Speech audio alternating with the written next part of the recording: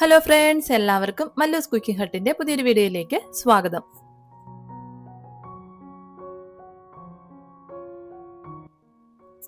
ഓണം സീരീസിൽ ഇന്നത്തെ നമ്മുടെ റെസിപ്പി എന്ന് പറയുന്നത് പാവയ്ക്ക കിച്ചടിയാണ്. അപ്പോൾ ഈ ഒരു രീതിയിൽ പാവയ്ക്ക വെച്ച് കഴിഞ്ഞാൽ കൊച്ചു കുട്ടികൾ പോലും കഴിച്ചു പോകും. അപ്പോൾ നല്ല അടിപൊളിയായിട്ടുള്ള ഈ ഒരു പാവയ്ക്ക കിച്ചടി എങ്ങനെയാണ് തയ്യാറാക്കി എടുക്കുന്നതെന്നൊന്ന് നോക്കാം. അപ്പം നമ്മുടെ പാവയ്ക്ക കിച്ചടി തയ്യാറാക്കാനായിട്ട് ഞാൻ ചെറിയ സൈസിലുള്ള 5 പാവയ്ക്കയാണ് എടുത്തിട്ടുള്ളത്. നന്നായിട്ടൊന്ന് കഴുകിയതിന് ശേഷം നമുക്കിത് ചെറിയ കഷ്ണങ്ങളാക്കി ഒന്ന് മുറിച്ചെടുക്കണം.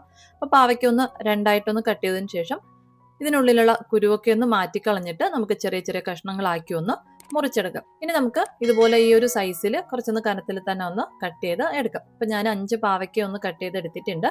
ഇനി നമുക്കിതൊന്ന് ഫ്രൈ ചെയ്തെടുക്കണം. അപ്പോൾ ഫ്രൈ ചെയ്തെടുക്കുന്നതിന് മുമ്പായിട്ട് ഇതിലേക്ക് ആവശ്യത്തിനുള്ള ഉപ്പ് കൂടെ ഒന്ന് ചേർത്ത് കൊടുക്കാം. ഉപ്പ് ചേർത്ത് ഒന്ന് നന്നായിട്ടൊന്ന് തിരുമ്മിയെടുക്കാം. അതിനുശേഷം നമുക്കൊരു 5 മിനിറ്റ് ഒന്ന് മാറ്റി വെക്കാം. അതിനുശേഷം നമുക്ക് ഇതൊന്ന് വറുത്തെടുക്കാം. അപ്പോൾ വറുത്തെടുക്കാനായിട്ട് ആവശ്യത്തിനുള്ള എണ്ണയൊന്ന് ചൂടാകാനായിട്ട് വെച്ചിട്ടുണ്ട്. എണ്ണ ചൂടായതിന് ശേഷം മീഡിയം ടു ലോ ഫ്ലെയിമിൽ വെച്ചിട്ട് വേണം പാവയ്ക്കൊന്ന് വറുത്തെടുക്കാനായിട്ട്. നമുക്ക് ആദ്യം വറുത്തെടുക്കാനുള്ള പാവയ്ക്ക് അത്രയും തന്നെ ഈ ഒരു സമയം എണ്ണയിലേക്കൊന്ന് ഇട്ട് കൊടുക്കാം. ആവശ്യത്തിനുള്ള പാവയ്ക്കൊക്കെ ഇട്ടതിന് ശേഷം നമുക്കിതുപോലെ ഇളക്കി കൊടുത്തൊന്ന് ഫ്രൈ ചെയ്ത് എടുക്കാം.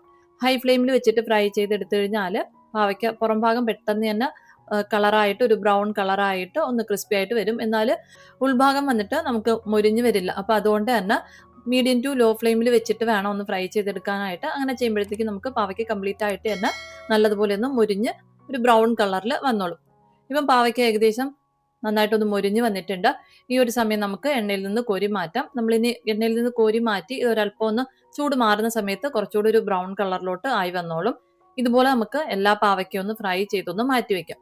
ഇനി നമ്മുടെ കിച്ചടിക്ക് വേണ്ടിയിട്ടുള്ള തേങ്ങ ഒന്ന് അരച്ചെടുക്കണം. അതിനായിട്ട് ഒരു 1/2 കപ്പ് അളവിൽ ചെറിയ തേങ്ങ മിക്സിയുടെ ജാറിലേക്ക് ഒന്ന് ഇട്ട് കൊടുത്തിട്ടുണ്ട്. ഇതിലേക്ക് ഒരു 1/4 ടീസ്പൂൺ കടുകും ചേർത്ത് ഒരു പച്ചമുളകും കൂടെ ഒന്ന് ചേർത്തതിന് ശേഷം 1 സ്പൂൺ തൈരും കൂടെ ഒന്ന് ചേർത്ത് നന്നായിട്ടൊന്ന് അരച്ചെടുക്കാം.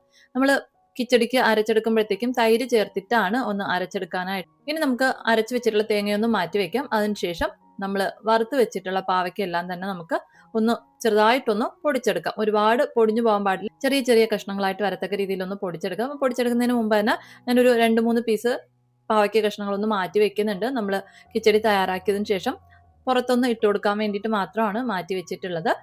ഇനി പാവയ്ക്ക ഒന്ന് ചെറുതായിട്ടൊന്ന് പൊടിച്ചെടുത്തതിന് ശേഷം ഏത് പാത്രത്തിലാണോ കിച്ചടി തയ്യാറാക്കുന്നത് അതിലോട്ടൊന്ന് മാറ്റാം. ഇനി നമുക്കിതിലേക്ക് നമ്മൾ അരച്ചു വെച്ചിട്ടുള്ള തേങ്ങയുടെ കൂട്ടുകൂടെ ഒന്ന് ചേർത്ത് കൊടുക്കാം.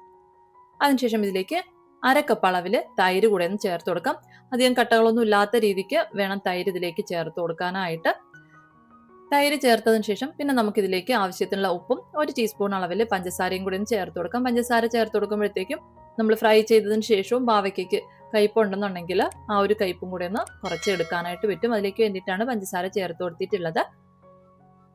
അതിനുശേഷം നമുക്കിതിലേക്ക് കുറച്ച് വെളിച്ചെണ്ണയിൽ കടുകും വറ്റൽമുളകും കറിവേപ്പിലയും കൂടി ഒന്ന് ചേർത്ത് ഒന്ന് മൂപ്പിച്ചതിന് ശേഷം ഇതിലേക്കൊന്ന് ചേർത്ത് നന്നായിട്ടൊന്ന് മിക്സ് ചെയ്തെടുത്തു കഴിഞ്ഞാൽ നല്ല അടിപൊളിയായിട്ടുള്ള പാവയ്ക്ക കിച്ചടി റെഡിയായി കഴിയും. അപ്പോൾ ഓണത്തിന് എന്തായാലും ഇതുപോലെ തയ്യാറാക്കി നോക്കുക. നിങ്ങൾക്ക് വീഡിയോ ഇഷ്ടപ്പെടുകയാണെന്നുണ്ടെങ്കിൽ ലൈക്ക് ചെയ്യാനും അതുപോലെ തന്നെ ചാനലൊന്ന് സബ്സ്ക്രൈബ് ചെയ്ത് സപ്പോർട്ട് ചെയ്യാനും മറക്കല്ലേ. അപ്പോൾ പുതിയൊരു വീഡിയോയിലൂടെ നമുക്ക് വീണ്ടും കാണാം. Thank you, by.